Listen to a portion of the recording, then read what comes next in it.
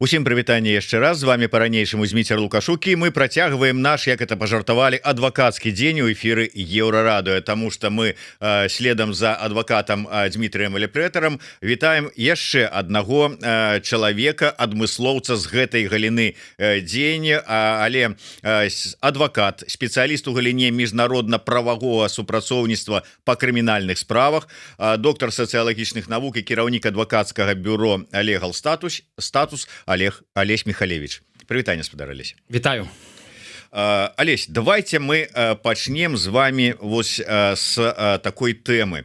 Апошнімі днямі, ну, может быть, уже там тыдзень другі, у сацыяльных сетках прадстаўнікі з розных і палітычных і з іншых актывісцкіх структураў посцяць у сябе на старонцы: «О, паглядзіце, я тут потрапіў у расійскую базу вышуку чамусьці. Раней не было, а вот тут вот зараз з'явіўся». Ну, такі масавы просто такі пайшоў, ці можа доступ атрымалі да гэтага, ці яшчэ што. Але я звярнуў увагу, што сярод тых, хто таксама з'явіўся ў гэтай базе, ёсць недавно вызваленыя, да прыкладу, палітвязні. І калі адных, там, скажем, таго ж Мікола Дзядка, ну, не дзіўна, што ён там з'явіўся, але ўбачыць там Алеся Бяляцкага для мяне стала трошку здзіўленнем. Ну, па-першае, нобелеўскі лаўрэат, па-другое, вызвалены дзякуючы вось гэтаму перамоўнаму трэку, ну, умоўна кажучы, дзякуючы Трампу вызвалены, выйшаў на свабоду. І тут на табе такі плевок у бок Трампа з боку рэжыма. Я пачну з гэтага пытання. Як вы лічыце, які сэнс, для чаго гэтыя людзі, вось асабліва тыя, хто быў недавно вызвалены дзякуючы перамовам Мінска з Вашынгтонам ці Вашынгтона з Мінскам, выйшлі на волю, навошта іх уносяць у гэтыя базы? У палякаў ёсць такая прымаўка у адвольным перакладзе на беларускую мову, яна гучыць: калі няма таго, што ты любіш тое, што ёсць. Вось беларускі рэжым не можа карыстацца Інтэрполам в адносінах да такіх людзей, як Алесь Бяляцкі, але можа выкарыстоўваць базу СНД, СНГшную базу, якую вядзе Міністэрства ўнутраных спраў Расійскай Федэрацыі. Таму людзі думаюць, што яны ў вышуку расійскім, яны не ў вышуку расійскім, яны ў вышуку СНГшным, это значыць Расія, Беларусь, Казахстан, вся сярэдняя Азія, Арменія, Азербайджан. Вот гэтыя краіны падтрымліваюць гэтую базу. Чаму там з'яўляецца Алесь Бяляцкі? Як быццам Алесь Бяляцкім пасля таго, як ён быў вызвалены, не нагаварыў у адпаведнасці з лукашэнкаўскімі паняццямі на дзесятку ці сотню крымінальных артыкулаў. Безумоўна, нагаварыў. Ён казаў і пра падтрымку санкцыйнага ціску і так далей. Так? Ну, ці гэта у адпаведнасці з лукашэнкаўскімі стандартамі, ці гэта ёсць злачынства ці не, ён лічыць, што ёсць. Так? Мы-то ведаем, што это палітычныя артыкулы. Ну, але як бы я, напрыклад, абсалютна не здзіўлены, што ўсе гэтыя людзі там ёсць. Чаму гэтай базай карыстаюцца? Таму што, як я ўжо сказаў, трэба паказваць, што мы іх неяк пераследуем. Калі іх немагчыма дастаць на тэрыторыі цывілізаванага або адносна цывілізаванага свету, ну, бо праз Інтэрпол толькі можна чалавека арыштоўваць дзесьці там, не ведаю, на Балі там, ці в Таіландзе і так далее. І так далей, але як бы можна паказаць, што чалавек у базе вось гэтай, яму забаронены в'езд в Казахстан, Расію і так далей. Хаця мне здаецца, што людзі і так это разумеюць. Часам узнікае памылка адносна Арменіі. Так, в Арменіі па гэтай базе вас затрымаюць таксама. Што ўсё ж такі, калі паглядзець на тое, што адбываецца в Арменіі, як яна дыстанцуецца ад Расіі, як яна імкнецца ўсё ж такі да еўразвязу і гэтак далей, усё ж такі гэта сапраўды небяспека туды патрапіць? Так, это небяспека залежыць ад вашага ўзроўня ці статуса. Калі я, як Алесь Михалевич, еду ў дэлегацыі еўрапейскай народнай партыі у Арменію, ясна, што мяне не затрымаюць, таму што ў ручным рэжыме будзе вырашана, што не, як бы ў гэтым канкрэтным выпадку мы яго не затрымліваем, яму даем магчымасць в'ехаць і выехаць. Калі гэта нікому невядомы чалавек, або, скажам так, чалавек, які ўвогуле мала вядомы, або мала гугліцца, пра яго мала інфармацыі ў прэсе і так далей. Асабліва, калі ён своечасова не здолее паведаміць у яго нікому, у яго забяруць мабільны телефон. Ну, штосьці пачнецца. Добра, калі гэта будзе в чыстым выглядзе палітычны крымінальны артыкул, напрыклад, там экстрэмізм ці нешта такое. А калі гэта будзе штосьці звязанае з агульнымі злачынствамі, напрыклад, несплата падаткаў, так? А несплата падаткаў таксама актывістаў апазіцыі ў гэтым абвінавачваюць, і незалежных журналістаў у гэтым абвінавачваюць. Ну, то шансы на экстрадыцыю з'яўляюцца.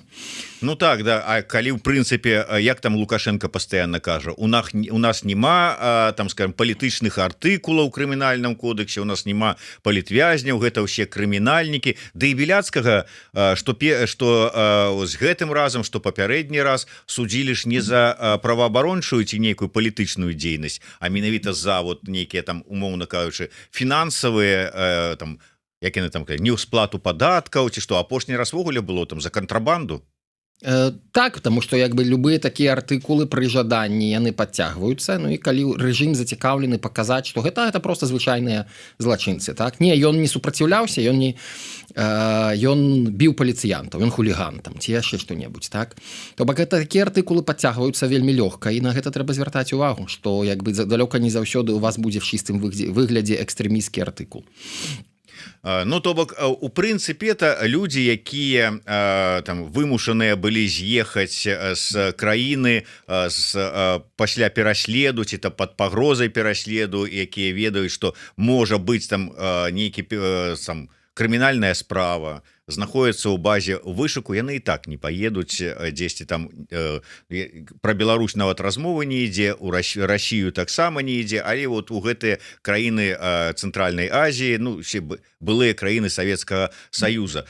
А наконт ўсё ж такі пэўных краінаў, ну, еўрапейскіх ці іншых, там, Турцыі якой-небудзь, гэта датычна, не датычна? Гэтай базы, Турцыя не мае да гэтай базы ніякага дачынення, не мае да яе доступу, таксама як не мае да яе доступу і Грузія, таму як бы гэта база толькі для фактычна Расіі, Казахстана, Арменіі, Азербайджана і Сярэдняй Азіі.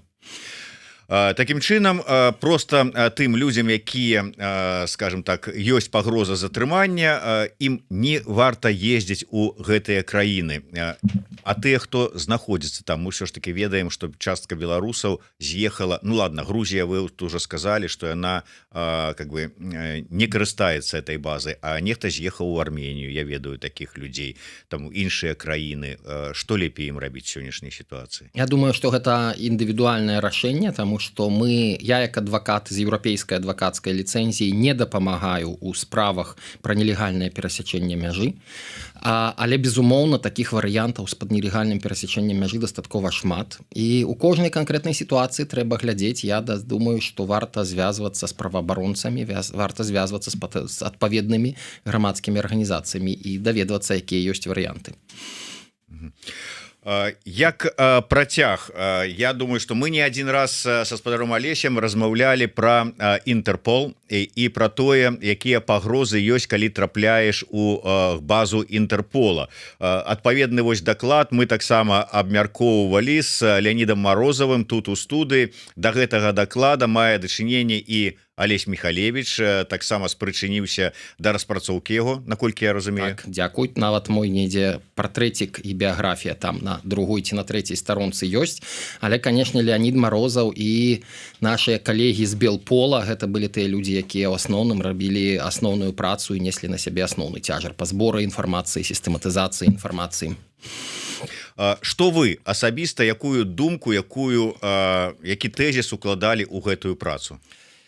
Трэба разумець, што дыктатары выкарыстоўваюць все наяўныя механізмы. Інтэрпол для дыктатараў гэта ёсць механізм, які ў іх ёсць, і яны яго выкарыстоўваюць для таго, каб пераследаваць палітычных апанентаў з дапамогай Інтэрпола. і мы ставім пытанне, мы ставім уздымаем пытанне аб тым, што Інтэрпол павінен да такіх дыктатарскіх краінаў як Беларусь ставіцца з адпаведнай увагай і з адпаведнай, скажам так, асцярогай, так, асцярожна да іх ставіцца і ствараць спецыяльныя механізмы для таго, каб не было магчымасці злоўжывання механізмамі Інтэрпола. Усё ж таки, я так разумею, і мы з вами про это говорили, что рэжым спрабуе тымі ці іншымі чынам, але у пэўных сітуацыях у дачыненні да пэўных людзей унесці іх у гэтую базу, нейкім чынам дацягнуцца. Як часта гэта адбываецца і якія механізмы супрацьдзеяння гэтаму?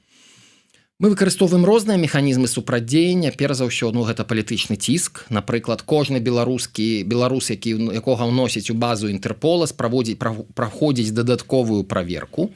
На жаль, гэта дадатковая праверка вельмі павярхоўная і звычайна ўключае толькі фармальную праверку артыкула, ці гэта артыкул агульнакрымінальны, ці ён палітычны. І все тыя артыкулы, па якіх масава беларусы абвінавачваюцца там за ўдзел у беспарадках, там за экстрэмізмы і так далей, гэта палітычныя артыкулы, і па іх Інтэрпол просто не ўключае людзей у базу Інтэрпола. Але я вяртаюся да той праблемы, пра якую я ўжо гаварыў, што калі чалавека абвінавачваюць у несплаце падаткаў, у махлярстве, у хуліганстве і так далей, патрапіць у Інтэрпол дастаткова лёгка, бо далёка не ўсе. Па-першае, нам здаецца, што кожнае з нашых прозвішчаў, яно вельмі унікальнае. Там Лукашук, Михалевич, але калі ты падымаеш у менскай тэлефоннай кнізе прозвішча Михалевича, кажется, што гэта будзе там, не ведаю, 35 сторонок Михалевича ў Менску, так? Калі ты падымеш Лукашукоў, можа будзе іх троху менш, але таксама гэта будуць старонкі і старонкі, так? І вяртаюся да таго, што калі проста в ангеламоўнай транслітарацыі увесці вашае ці маё прозвішча, ну то з вялікай доляй верагоднасці можа аказацца, што выдасць вельмі шмат людзей, і карацей вельмі лёгка зразумець, хто такі там колькі у Беларусі таксама Александраў Беляцкіх, так? Мы ведаем Алеся Беляцкая як нобелеўская лаўрэата, але іх як бы таксама, і ён безумоўна супермедыйная асоба. Але як бы калі ты возьмеш любога, напрыклад, журналіста вашай рэдакцыі, акажацца, што як бы просто, калі супрацоўнік Інтэрпола будзе правяраць, ён просто не зразумее, што гэта журналіст, так? Это просто нейкі чалавек, які абвінавачваецца ў махлярстве. Ну і такія механізмы, безумоўна, Беларусь выкарыстоўвае. Таксама не Беларусь, але Лукашенко выкарыстоўвае яго рэжым, так? Таксама для мяне вельмі непакоіць тое, што дэвальвавалася паняцце тэрарызма. Так, мы з вами ўсе тэрарысты, і як бы весь свет змагаецца з тэрарызмам, так? Весь свет робіць ўсё магчымае, каб не было тэрарызма. Ну, а Лукашенко дэвальваваў гэта паняцце, і все фактычна апазіцыйныя актывісты, ці не можа яшчэ не ўсе, але вельмі значная частка, з'яўляюцца так званымі тэрарыстамі, так? І таксама, калі Інтэрпол атрымлівае на кагосьці справу па тэрарызме, нібыта Інтэрпол створаны для таго, каб расследаваць такія справы і дапамагаць, не расследаваць, але дапамагаць міжнароднаму прававому супрацоўніцтву па падобных справах, так? Таму у рэжыма ёсць шмат магчымасцяў выкарыстоўваць Інтэрпол, і ён гэта актыўна робіць. І мы таксама ўжо не адзін раз гаварылі пра тое, што ёсць механізмы ўсё ж такі, ну, троху засцерагчы сябе, засцерагчыся ў гэтай сітуацыі. Гэта найперш, выбачаюся, што мы гэта паўтараемся, але вельмі часта людзі ўсё ж такі, хтосьці не глядзеў, хтосьці не дачуў, хтосьці не зразумеў, перапытваюць ізноўку. І можна удакладніцца у Інтэрпола, ці ёсць вы там у іх базе. Можна падаць запыт, ці вы у базе, ці не. На гэта адказ займае каля 3 месяцаў, але Інтэрпол адказвае.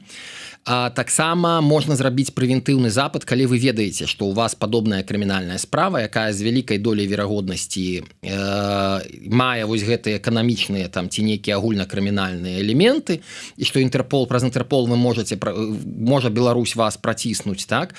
Можна звярнуцца з прэвентыўным запытам в камісію кантроля файлаў Інтэрпола, каб у выпадку, калі Беларусь звернецца, яны вас заблакавалі. Гэта таксама механізм ёсць, і мы гэтым займаемся як адвакацкае бюро, гэта адна з асноўных нашых спецыялізацый.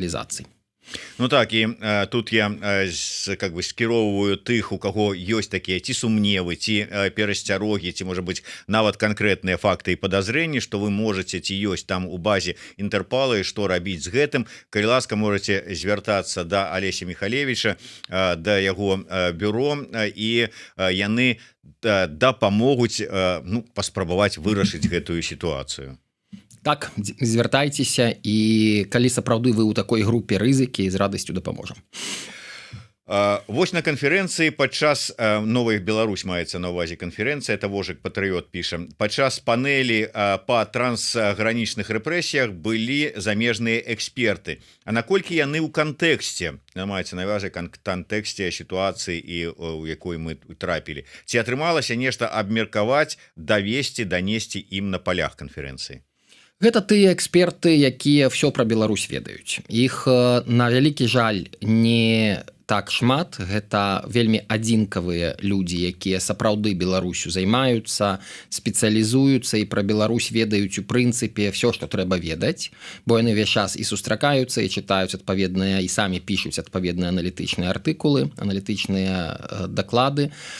Ёсць вялікая праблема больш шырокая, гэта як даносіць інфармацыю пра Беларусь нашмат шырэй. Не проста да 5 экспертаў ці 10 экспертаў, якія Беларусю займаюцца і пра яе ўсё ведаюць, так?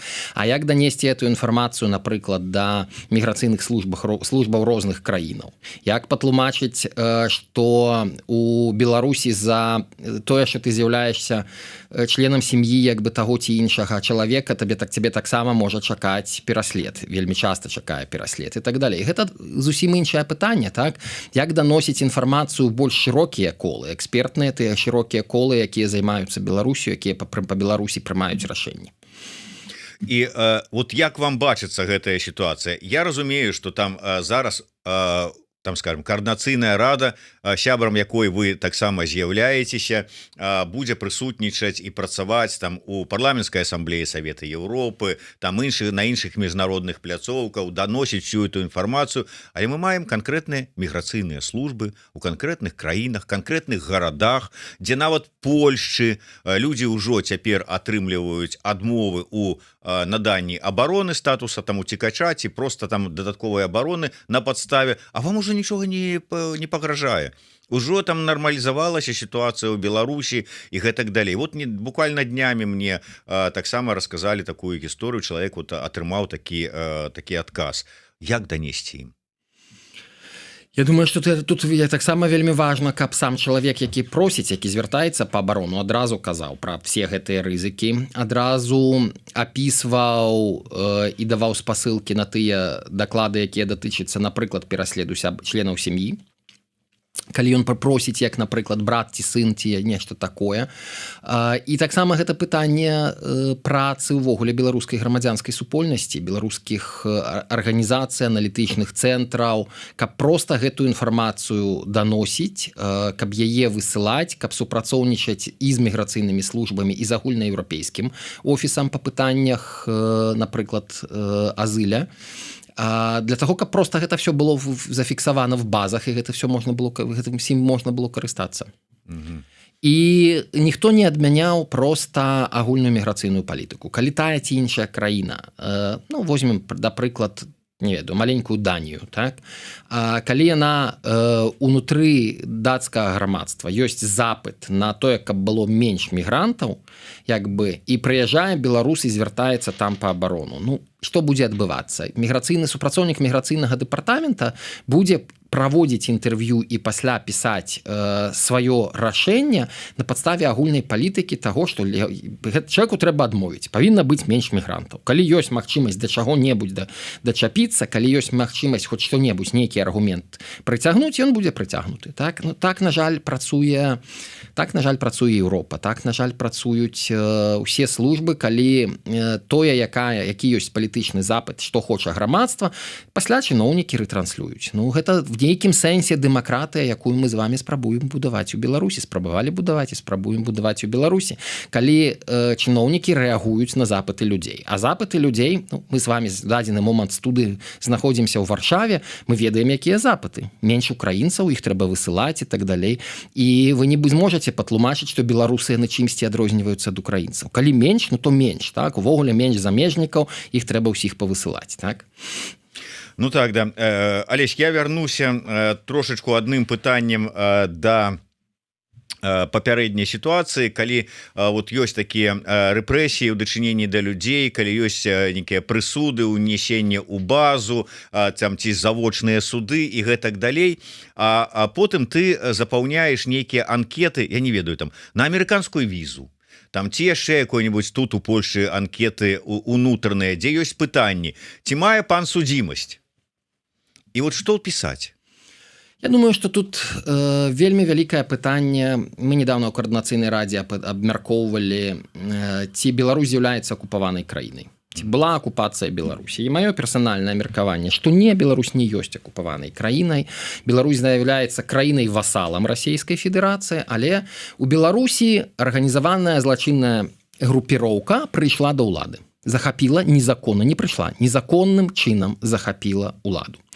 Ці краіна, дзе фармальна незаконная злачынная групоўка атрымае ўладу, ці гэта тое, пра што мы павінны пісаць ці не павінны пісаць. Ці маем мы з вами абвінавачванне ў нармальнай незалежнай рэспубліцы Беларусь, якая там ёсць дэмакратычнай краінай? Безумоўна, не. Ну і для мяне, напрыклад, асабіста гэта відавочна, што, напрыклад, пасля 2020 года адназначна я б увогуле ні ва якіх анкетах, ні пра якія гэтыя абвінавачванні, прызнанне судзімым там і так далей я б не пісаў і увогуле на гэта не звяртаў бы ўвагу.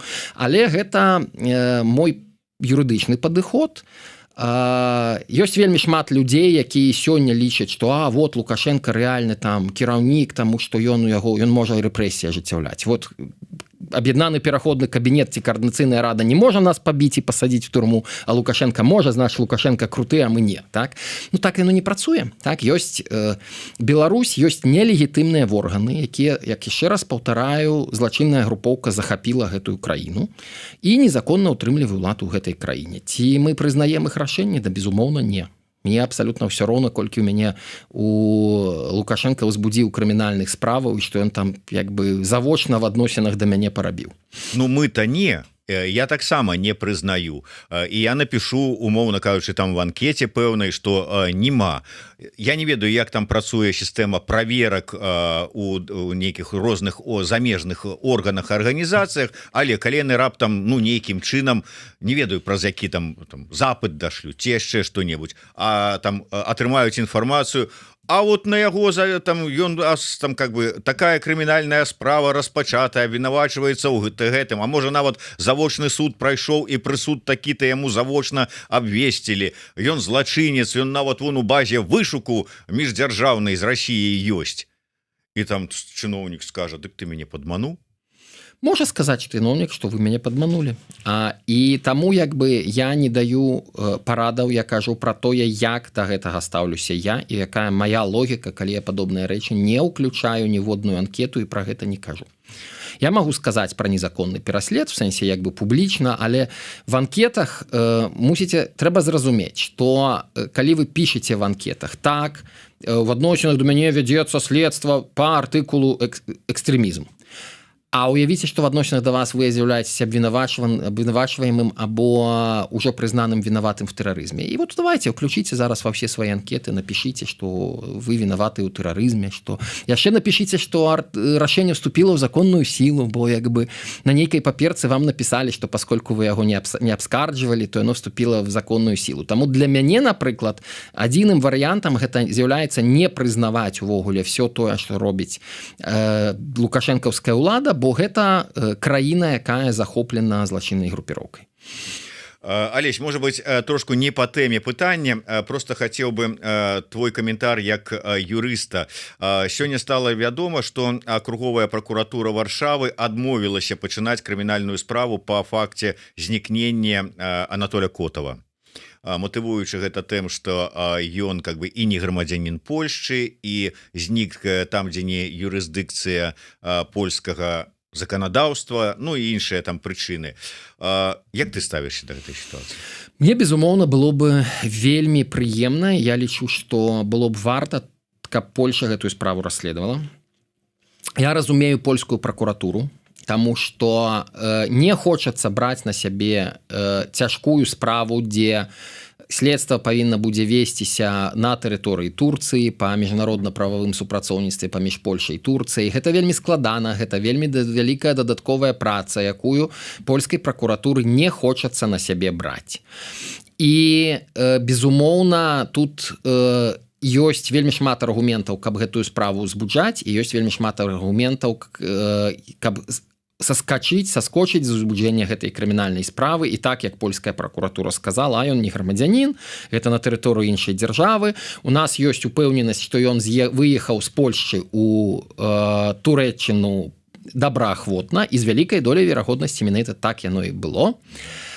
Ну, а што з ім адбываецца далей, это ўжо не наша справа. Таму як бы я з аднаго боку лічу, што было б вельмі правільна для палякаў узбудзіць падобную справу і пачаць яе расследаванне, але як бы з іншага боку, як чалавек, які ўвесь час працуе з пракуратурай, працуе з следчымі органамі, я цудоўна разумею, што ёсць такая савецкая прымаўка: ініцыятыва даганяе ініцыятара.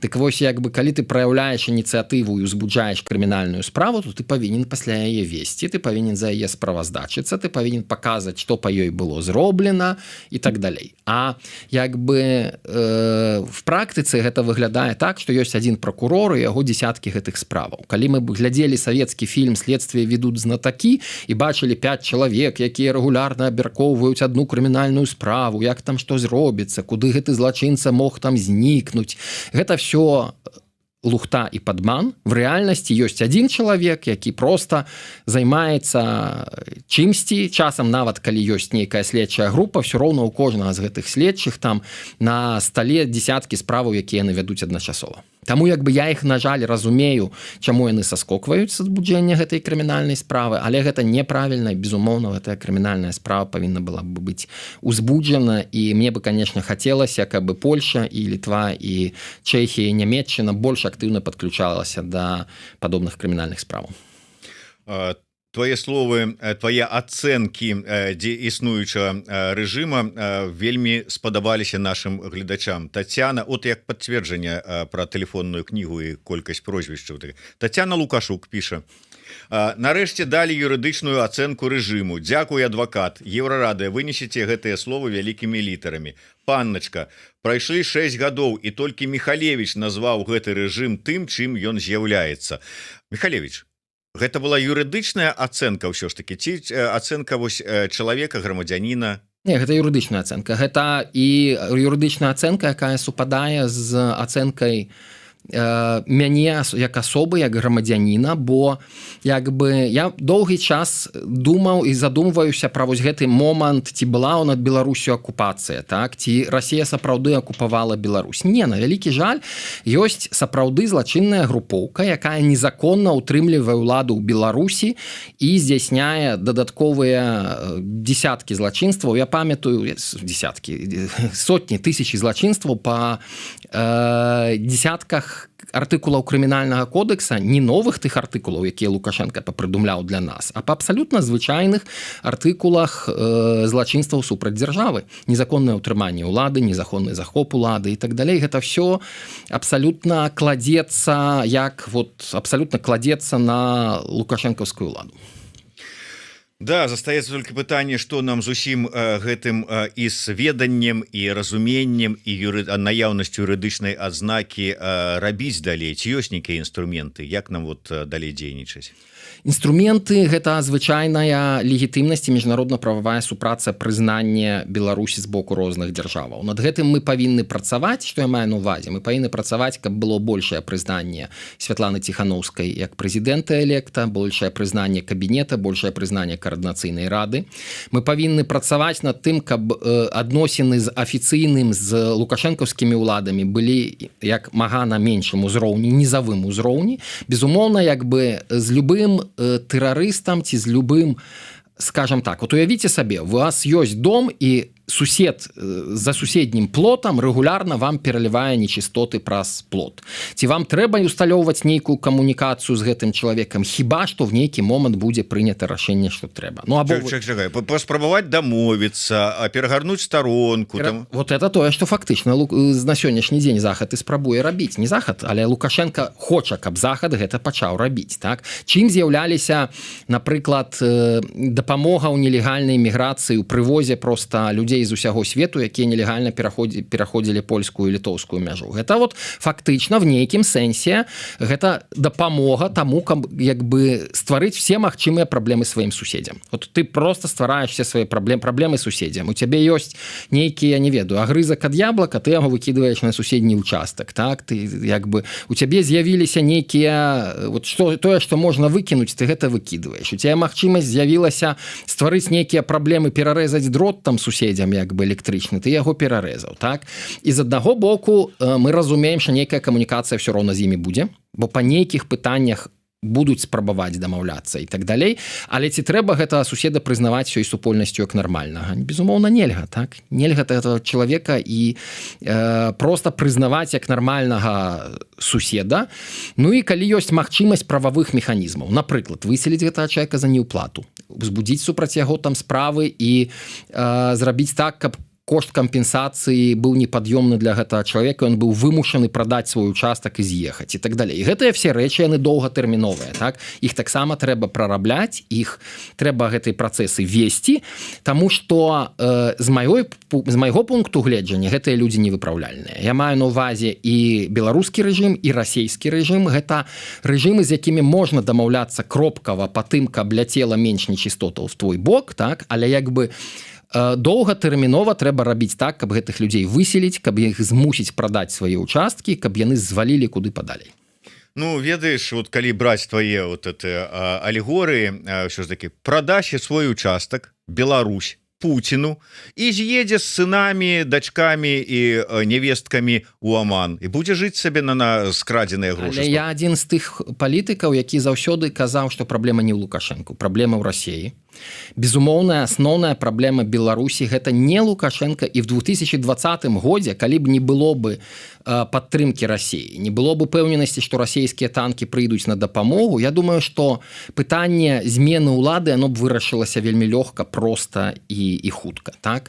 Таму як бы праблема безумоўна гэта Расія, але з іншага боку я вяртаюся да маёй паралелі. Я не лічу Беларусь акупаванай краінай. Я лічу, што два дыктатара, два злачынцы паміж сабой дамовіліся, што ты з'яўляешься галоўным ворам аўтарытэтам, а я з'яўляюся тваім там дзяржателем абшака і смотрящим вот в этой краіне, в этом рэгіёне, як бы, то есть гэта такія в пэўным сэнсе васальскія адносіны. Калі як бы беларускі рэжым у значнай ступені, Лукашенко у значнай ступені мае аўтаномію, па меншай меры ён вырашае, каго сажаць, каго не сажаць, але в агульных найбольш важных рэчах безумоўна ён падпарадкоўваецца расійскаму рэжыму. Алесь, я хотел бы яшчэ вярнуцца да тэмы вось праблемаў з легалізацыяй і з нагоды якой вось буквально днямі у Варшаве по такой низавой, як кажуць, ініцыятыве, хаця Зянон Станіславович іншага меркавання прытрымліваецца, але прайшла акцыя тых людзей, і беларусаў, і украінцаў, і іншых нацыянальнасцей. Ну, наколькі я разумею, ініцыятарамі былі, ну, прынамсі так паведамлялася, беларусы, тыя, хто даўно ўжо чакае там карту пабыту, ВНЖ, увогуле іншыя нейкія там свае вырашэння па легалізацыйных пытанняў, ужо там можа быць год ці нават болей, яны выйшлі на акцыю без палітычных лозунгаў, без любых сцягоў, без нічога, просто с такими картонкамі, на якіх написано, что падаткі мы платим, а ВНЖ не маем до гэтага часу.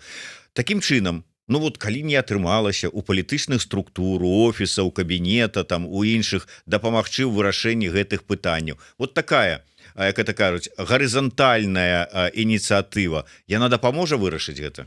Яна можа дапамагчы вырашыць, толькі я вяртаюся да аднаго. Колькі тысяч людзей атрымала статус, атрымала віды на жыхарства, атрымала статус бежанца, атрымала дадатковую абарону. Колькі з іх падзякавала офісу, колькі з іх падзякавала кабінету. Я, на жаль, бачу вельмі сур'ёзнае такое прыніжэнне, як быццам, ведаеце, беларусы вельмі часта ставяцца да жыцця як дзеці Чарнобыля. Нам все абавязаны. Нам все абавязаны, тому что мы дзеці Чарнобыля, мы такія няеглыя, вот нам тут так не пашчасціла, нам все павінны, так? Як бы я в дадзеным выпадку не кажу про тых людзей, якія зараз не атрымалі. Я просто вяртаюся до таго, што Польша для беларусаў стварыла звыш цудоўныя варункі. А на працягу гадоў можна было гэтую легалізацыю рабіць фактычна без дапамогі юрыстаў, сваімі сіламі просто зрабіў як бы элементарныя рухі, і цяпер эта сітуацыя сапраўды пачынае пагаршацца. У тым ліку яна пагаршаецца таму, што як бы і колькасць супрацоўнікаў в офісе па справах замежнікаў вельмі маленькая. І мы таксама, я не хочу быць іх адвакатам, але як бы сапраўды гэтыя структуры не спраўляюцца. Ці падобныя акцыі дапамогуць? Конечно, дапамогуць. Я лічу, што агульна мягка і інтэлігентна звяртаць на сябе увагу і паказваць пра свае праблемы, не маўчаць пра іх. Это вельмі важна. Это вельмі істотна. Просто гэта павінна быць сапраўды рабіцца, але як і гэта акцыя была б зроблена. Мягка, інтэлігентна і без прэтэнзій, без надрыва. Тэма транснацыянальных рэпрэсій. Я ведаю, што ты таксама вельмі уважліва сочыш за тым, якія механізмы, якія ноу-хау рэжым прымяняе, што адметнага апошнім часам, на што скіравана, якія новыя выклікі. Мы гаворым зараз пра з боку Беларусі ці агульна з боку дыктатарскіх краінаў. З боку Беларусі я думаю, што трэндам будзе пераход у гэтую плоскасць тэрарыстычную. Весь захад і весь свет змагаецца з тэрарызмам, і уявіце сабе, што вот такога Лукашука абвяшаюць тэрарыстам, і нейкія банкаўская база абсалютна выпадкова бачыць, што ён абвінавачваецца в тэрарызме, яго включае в нейкую банкаўскую базу і так далей. Ці будуць у Лукашука праблемы? Безумоўна, будуць. І гэта, на жаль, вот гэта беларускі рэжым рэальна зляцеў з катушак і пачаў сапраўды ўжываць вот гэтыя страшэнныя тэрміны, якіх баіцца ўвесь свет, так? І ці гэта ударыць па нам? Я думаю, што ударыць. Так? Для мяне няма сумневаў, што гэта ударыць. Так? Што ўжо даўно адбылася дэвальвацыя паняцця экстрэміст. Ну, давайте для эксперыменту журналісты Еўрарадыё патэлефануюць у беларускую падаткавую інспекцыю якога-небудзь майго, напрыклад, цэнтральнага раёна і запытаюцца там, што они падкажаце, вот у меня такая праблема, я там прызнаны экстрэмістам і як бы у мяне гэта. І вы пабачыце, што інспектор, з якім вы будете размаўляць, у яго не зменіцца нічога. Ну, в сэнсе, ён будзе з вами размаўляць як з адэкватным, нармальным чалавекам, які, ну, з кім не бывае, ну, экстрэмістам прызнаны, так? І... Ну, потому что раптам высветлілі, што беларусы гэта не мірныя законапаслухмяныя і рахманыя людзі, а нацыя экстрэмістаў. Абсолютно. І вот гэта такія, я думаю, што это будуць такія тэндэнцыі. Ці гэта неяк істотна паўплывае на Інтэрпол? Думаю, што не, але праблемаў і крыві папсуе гэта вельмі шмат. Таму што як бы жыць з іміджам тэрарыста крайне складана. Я гэта ведаю па чеченскай дыяспары, якія пастаянна ўвесь час з гэтым змагаліся там яшчэ з 90-х. Для беларусаў гэта, на вялікі жаль, это новы этап, на вялікае шчасце, што этого у нас не было, але для Беларусі это новы этап, для беларусаў за мяжой гэта новы этап. Ну так, і тут мало того, што пашпарты анулююць, вот усім тым, хто быў вызвалены, анулявалі пашпарты, і шмат хто патрапіў у сітуацыю, калі ніякіх дакументаў няма, пытанне пра легалізацыю яшчэ разглядаецца, а ёсць краіны, дзе вельмі доўга ад пачатку разглядаліся і разглядаюць. Тая ж самая Партугалія. Вот у нас наступным госцем будзе Ігор Карней, які таксама выйшаў на свабоду разам у адной групе з Сергеем Тихановскім. Ён зараз у Партугаліі, пашпарт ануляваны, там рашэння яшчэ няма, чалавек увогуле без ніякіх дакументаў. Ну, з дакументам, які яму дазваляе жыць на ягоных выспах, так, але як бы безумоўна гэта вельмі непрыемная сітуацыя, калі чалавек не можа не падарожнічаць і мусіць чакаць рашэнне, і яшчэ абсалютна не да канца зразумела, якое гэта рашэнне будзе.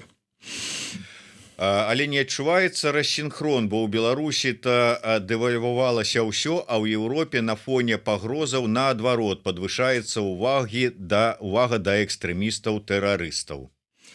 Это не просто рассіхрон, гэта тое, што Лукашенко выкарыстоўвае, таму што я якраз і кажу, што ўвесь свет змагаецца і стварае механізмы па барацьбе з тэрарызмам. Так? І калі нейкая краіна, чаму я кажу, што важна ўвесь час паўтараць пра тое, што Беларусь гэта краіна, дзе злачынцы захапілі, злачынная групоўка захапіла ўладу, таму што людзі звыкліся верыць на слова одна краіна другой. Калі одна краіна гаворыць, гэтыя людзі дрэнныя, то я кажу, ну калі гэтыя кажуць, што яны дрэнныя, значыць яны дрэнныя. Мы самі не маем механізма праверыць, ну але раз яны экстрэмісты, раз яны тэрарысты, то на всялякі выпадак мы для іх таксама будзем тут да іх ставіцца адпаведна. Таму гэта не проста рассінхрон, гэта свядомае выкарыстанне з боку рэжыма тых трендаў, якія ёсць у заходняй Еўропе, якія ёсць у Злучаных Штатах, у цывілізаваным свеце, для таго, каб нас прыпісаць вось гэтых людзей, якія з'яўляюцца пагрозай усяго свету.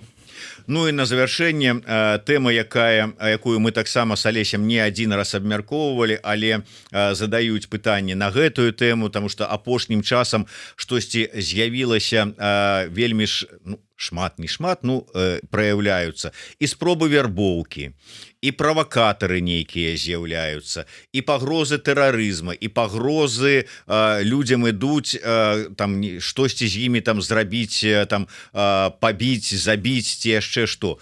Алесь, як у гэтай сітуацыі сябе паводзіць? У гэтых, я разумею, што это абсалютна розныя сітуацыі, ну вот у гэтых сітуацыях сябе паводзіць. Першае, паведамляць праваабарончаму цэнтру «Вясна» і в праваабарончыя структуры. 2.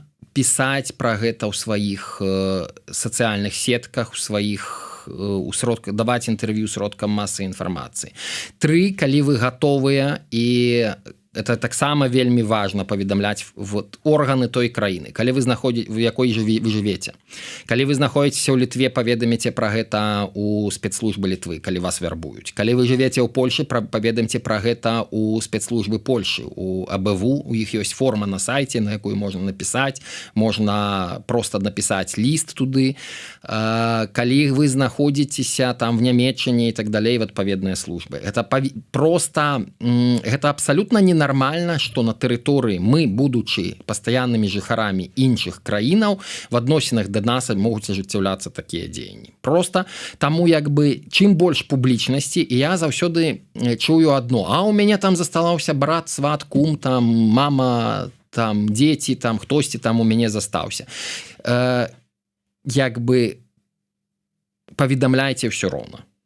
То бок не будзе, скажу так, я не возьму на сябе адказнасць сказаць, што не будзе помсты, бо сістэма на вялікі жаль часам помсціць, так? Але трэба пра гэта паведамляць, оно хутчэй спыніцца і хутчэй ад вас адстануць. Чым хутчэй вы пра гэта паведаміце, тым хутчэй, як працуе. Я ў пэўным сэнсе заўсёды параўноўваю гэта з дзяўчынкай ці з хлопчыкам, які знаёміцца на сайце знаёмстваў. Ты рассылаеш там 20-50 людзям, якія тебе больш-менш спадабаліся, там запрашэнне на штосьці, табе пагаджаецца там 3-5 там ці 2, і такім чынам ты забываеш пра ўсіх астатніх. Вось фактычна тут тое самае, калі вы адмаўляеце далей падтрымліваць адносіны, адмаўляеце перапісвацца, калі вы пра гэта паведамляеце ў прэсу, ад вас адстаюць. КДБшнікі і беларускія спецслужбісты будуць канцэнтравацца над тымі, хто пагадзіўся, над тымі, хто ёсць перспектыўны, над кім ёсць ввогуле ёсць сэнс іх даціскаць для таго, каб проста з іх зрабіць агентаў або па меншай меры аператыўных кантактаў, так? Каб праз іх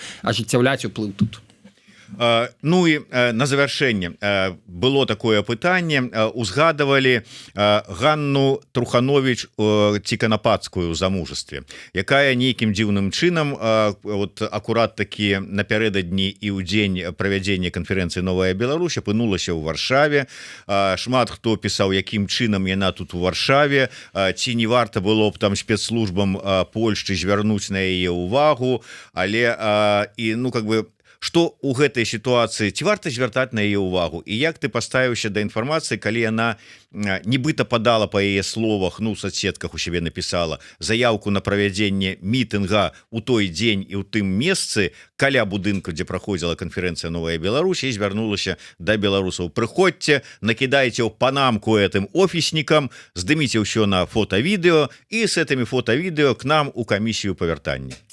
Я, на вялікі жаль, не вельмі кампетэнтны выказвацца пра спадарню Канапацкую, бо не адсочваю яе псеўдапалітычную дзейнасць, якую, ну, я лічу псеўдапалітычнай.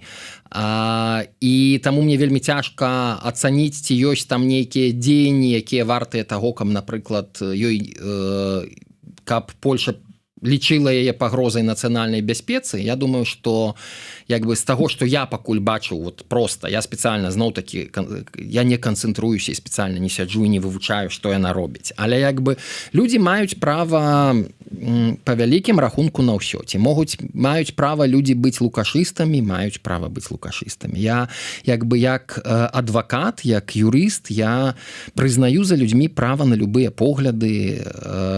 Калі гэта ніякім чынам няма заклікаў рабіць нейкія праблемы нам і нелегальныя праблемы нам, ну то я ў гэтым нічога такога не бачу. Але зноў-такі падкрэсліваю, на вялікі жаль, я не кампетэнтны, ну бо ўсяго ўсачыць немагчыма, і тым больш як бы, ну, такія людзі, як яна, мяне ўвогуле вельмі мала цікавяць.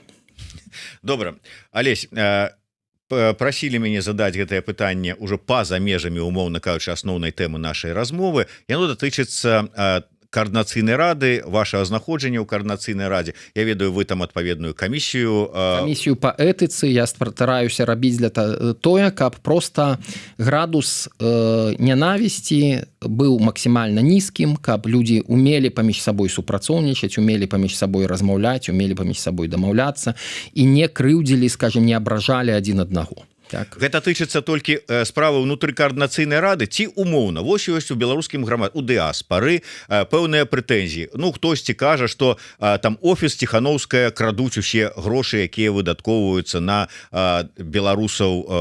беларусаў. Там хтосьці кажа, што яго там абражаюць там СМІ. Хтосьці яшчэ мае там нейкія прэтэнзіі, што там кагосьці крытыкуюць незаслужана, там па метадычках там ці яшчэ што-небудзь. Могуць звяртацца ў вашу камісію, каб вы рассудзілі? Могуць звяртацца, калі нейкае выказванне было зроблена сябрам координацыйнай рады, тым чалавекам, які ўваходзіць у координацыйную раду, дэлегатам координацыйнай рады. Калі нехта з нашых людзей такое выказванне ці штосьці, нейкае дзеянне дапусціць, так яны маюць права звяртацца. І тое самае мне бы вельмі хацелася, каб такія же камісіі па этыцы былі для журналістаў. Яны ствараюцца, яны ёсць. Каб, напрыклад, калі Зміцер Лукашук дапусціць мне выказванне, якое для мяне абсалютна непрымальнае, якое з'яўляецца, напрыклад, абразлівым, каб я мог падаць у падобную камісію на Змітра Лукашука. Калі, напрыклад, газета «Наша Ніва», якая не выданне «Наша Ніва», якая не прызнае ніякія этычныя камісіі, не падпісваецца ні пад што, каб быў такі орган. Бо я ўвесь час чую такую фразу, што звяртайцеся ў суд. Гэта не пытанне пра суд. Мне не патрэбна ад Змітра Лукашука кампенсацыя. Мне не патрэбна ад яго прабачэння. Мне трэба, каб журналісты і палітыкі і ўвогуле ўсё беларускае грамадства працавала ў адпаведнасці з адпаведнымі стандартамі, этычнымі стандартамі, каб гэтыя стандарты былі зразумелыя, каб было зразумела, што можна ўжываць, чаго нельга, якую тэрміналогію можна ўжываць, якую нельга ўжываць, каб можна было зразумела, якім чынам і ў чым можна абвінавачваць, а ў чым нельга. Што, напрыклад, можна сказаць, што па майму асабістаму меркаванню гэты чалавек супрацоўнічае з КДБ. У гэтым няма нічога дрэннага, але калі вы гаворыце, я маю дакладныя факты, што гэты чалавек супрацоўнічае з КДБ, это ўжо зусім іншае, так? Таму што вы павінны гэтыя факты дастаць і пакласці. Так? І такіх пытанняў як бы на самой справе і з боку журналістаў, і з боку палітыкаў іх дзесяткі, калі не сотні. І в нармальным грамадстве адвакатура з'яўляецца самарэгулюемай прафесіяй. журналістыка таксама з'яўляецца самарэгулюемай прафесіяй. Журналісты самі для сябе выстаўляюць стандарты, іх абмяркоўваюць, іх прымаюць і ствараюць вот гэтыя этычныя камісіі, куды любы чалавек на журналіста можа скардзіцца, а мы в Координацыйнай радзе маем такую камісію па этыцы, куды вы можаце скардзіцца, калі хтосьці з палітыкаў, з тых людзей, якія ўваходзяць, якія ёй з'яўляюцца дэлегатамі Координацыйнай рады, могуць паскардзіцца, калі гэтыя людзі дапусцілі нейкія неэтычныя выказванні або неэтычныя дзеянні. Ну што ж, будзем спадзявацца, што сапраўды гэта некалі будзе такое не толькі Координацыйнай рады тычыцца, але і ўсіх астатніх, каб сапраўды можна было неяк так рэгуляваць гэтыя працэсы, каб не было такого, што я лічу, што не, ты агент, а дзе факты? А мне не трэба факты, я вот перакананы, што так і ёсць, і ўсё, і даказвай гэта.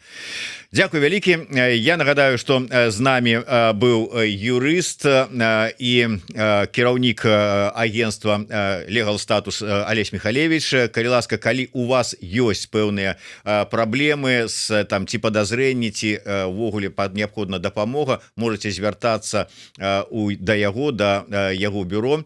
Ну і каму цікава, вось гэты адмысловы дакумент пра Інтэрполы, як рэжым Лукашенко спрабуе ім карыстацца, таксама ёсць у свабодным доступе, калі ласка, можна азнаёміцца. Google вам у дапамогу і VPN, калі вы з Беларусі. Дзякуй усім вялікі, да сустрэчы, жыве Беларусь. Жыве вечна, дзякуй.